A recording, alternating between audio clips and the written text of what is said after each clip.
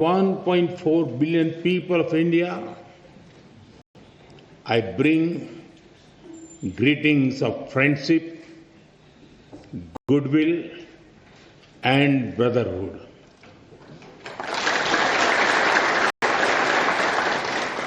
Tena istilin.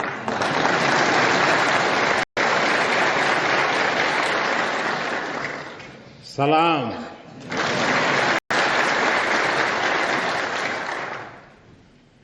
Honorable members, in this great building, your laws are shaped. Here, the will of the people becomes the will of the state. And when the will of the state is in harmony with the will of the people, the wheel of programs moves forward with hope and purpose. Through you, I am also speaking to your farmers in the fields, to the entrepreneurs building new ideas, to the proud women leading communities and institutions, and to the young people of Ethiopia who are shaping the future. I thank you for the immense privilege. Yesterday, I was also honored to receive the Grand Honor Nishan of Ethiopia from my dear friend, Prime Minister Dr. Abiy Ahmed. I accept this award with folded hands, with humility on behalf of the people of India. Am Sagnalo.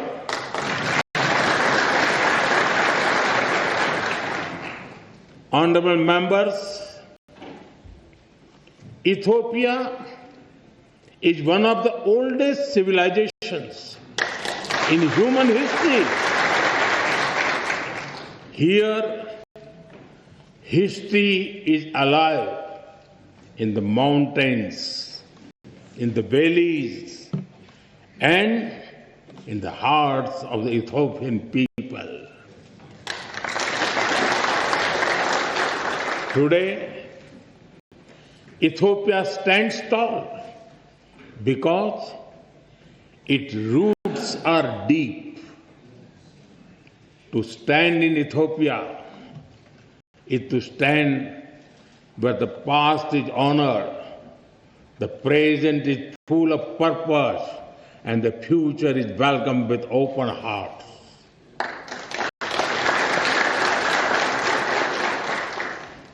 The blend of old and new, this balance between ancient wisdom and modern ambition, this is the true strength of Ethiopia. The spirit of Medemar or synergy is very familiar to us in India.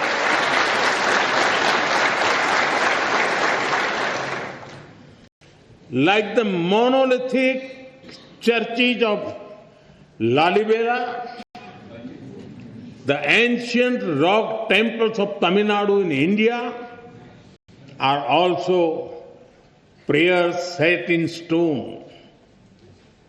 We too are an ancient civilization, walking confidently into the future.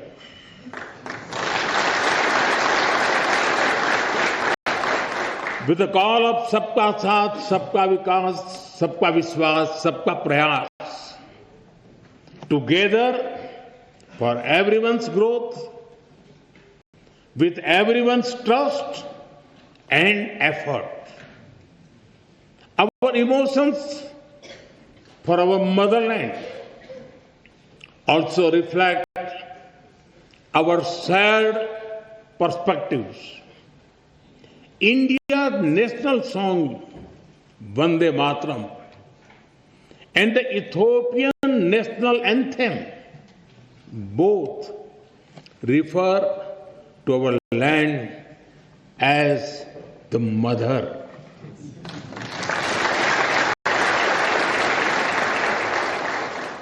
They inspire us to take pride in the heritage, culture, national beauty, and protect the motherland. Honorable members,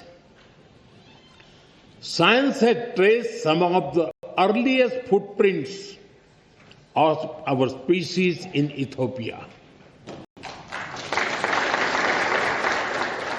When the world speaks of Lucy, of Dinkinesh,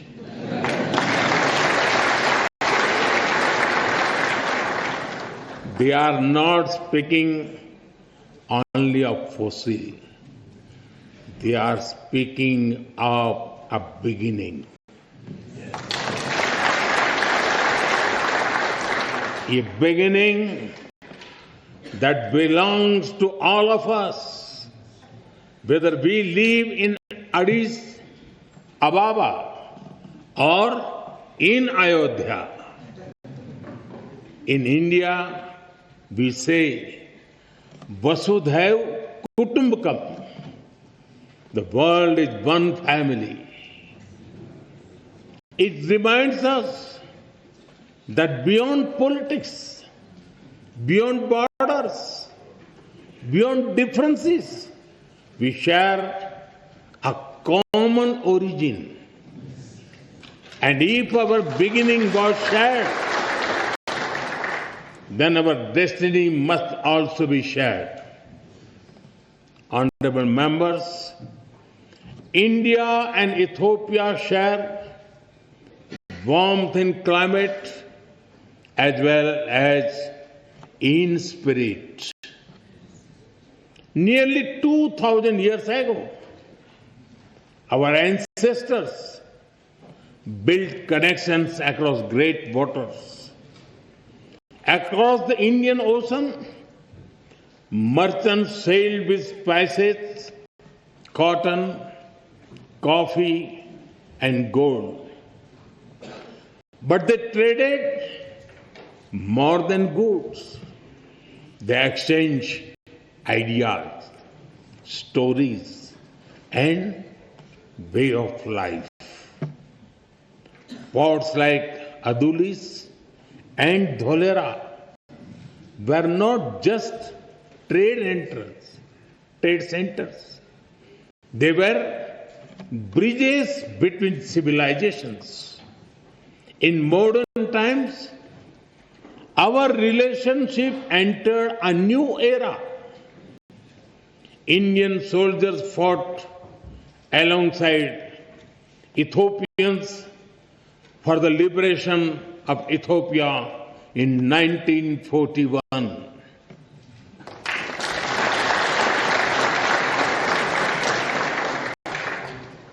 Our formal diplomatic relations began soon after India became independent.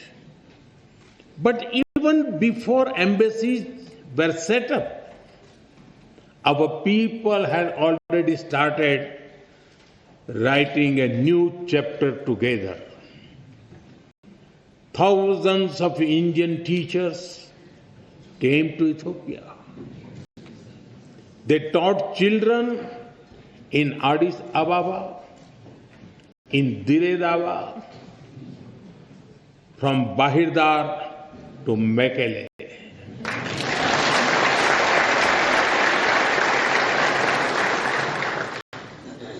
They reached Ethiopian schools and entered Ethiopian hearts.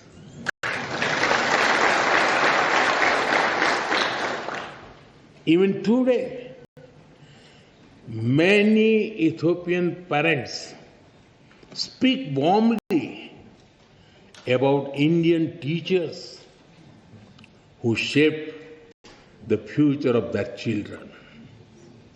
And just as Indian teachers came here, Ethiopian students also traveled to India, seeking knowledge and friendship. They went to India as students and returned home as the builders of modern Ethiopia. I am told that some of them are present here in this parliament right now.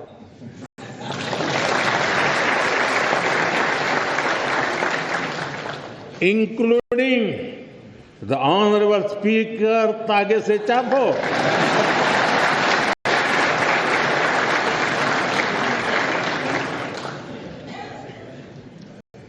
They have also played a special role in building our people-to-people ties because they introduced Ethiopian cuisine in India.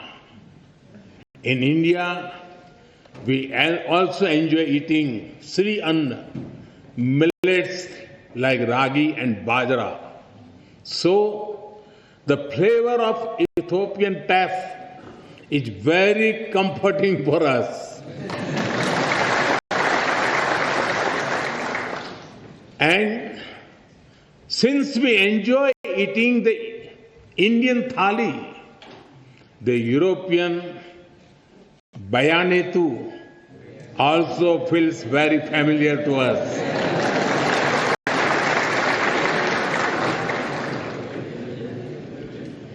Honorable members, today Indian companies are among the largest foreign investors in Ethiopia.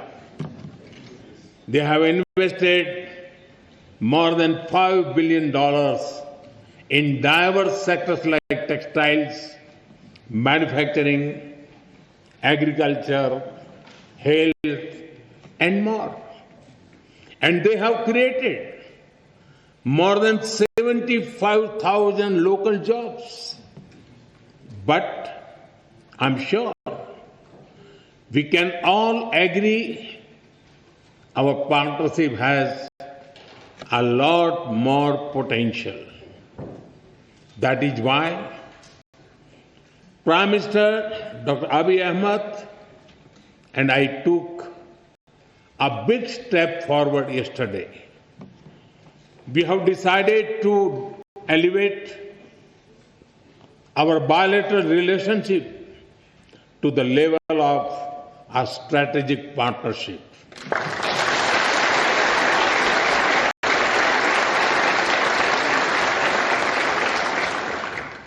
This will unleash the potential of our economics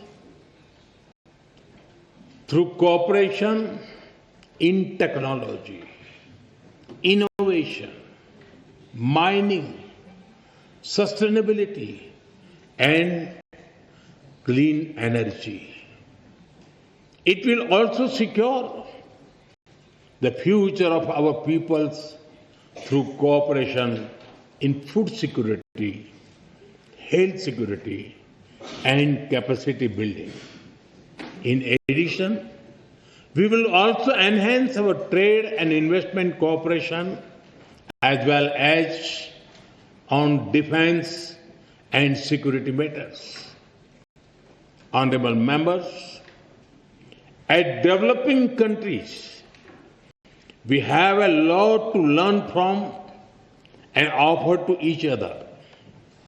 Agriculture forms the backbone of our two nations. It feeds our people.